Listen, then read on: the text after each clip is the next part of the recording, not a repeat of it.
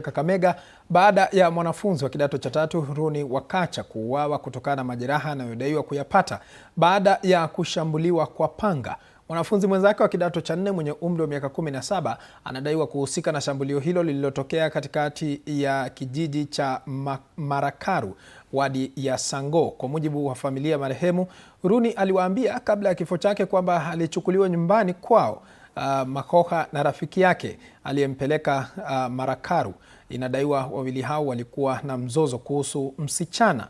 Ingawa baba wa mshukiwa anasema mwanawe alieleza kuwa ugomvi huo ulihusu mavazi. Polisi wanaendelea kuchunguza chanzo cha mzozo huo na mazingira yaliyosababisha kifo cha mwanafunzi huyo.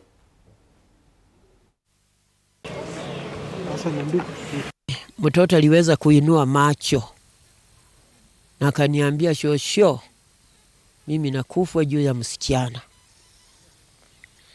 Vile alisema tu nakufa juu ya msichana, na akageusha singo na akaenda. Maana walikuwa wamemkata panga kali katikati ya kichwa. Nyama zimewachana. Basi wakakata tena kwa mkono mara 3. Alimjeruhi na siku ya jana, lakini kwa bahati mbaya kuamkia asubuhi ya leo yule kijana aliweza kuaga. Na kufuatia tukio hilo, yule kijana aliyeaga ni kijana ambaye anatoka kule Makoha Market.